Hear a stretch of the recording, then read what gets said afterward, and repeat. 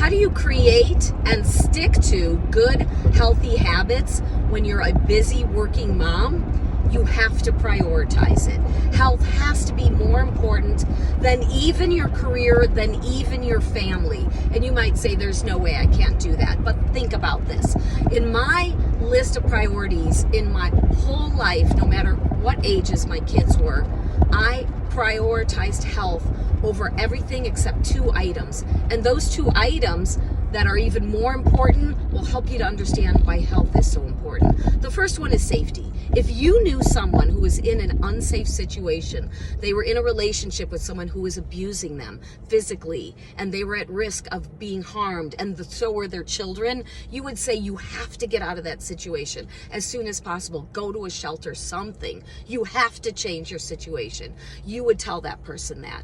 And the same thing about their attitude toward life and being happy. If you know somebody who is just constantly struggling and complaining and saying, I can't ever deal with all these problems and life is just, getting me down and nothing good about it, not seeing the gratitude, not looking at life in a hopeful way, they would not be able to function eventually. That leads to depression, obviously, where people literally can't even move and get out of bed. So you recognize that those 2 things are debilitating. Well, your health is something that will become debilitating if you don't pay attention to it. Of course, it's long term and you figure I can do that later. But even small little habits now have a huge difference on your life now because they lead to more energy, and of course on your life later, which is important because we live a cumulative life. Things add up over time. Stay in the left 2 lanes. And so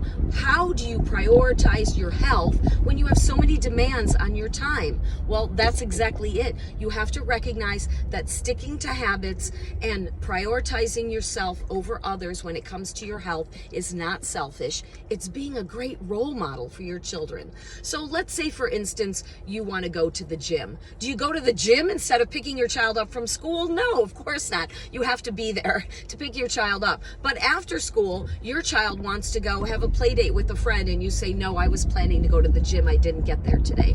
Oh, I don't want to go there. When you take me and drop me off at the childcare at the gym, they're mean to me. Well, you find out they're mean to her because they won't give her candy that she sees hanging on the shelf. No, she doesn't want to do it, but you know it's important to you.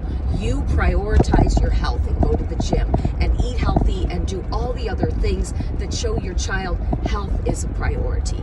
If you want to prioritize childcare, call us.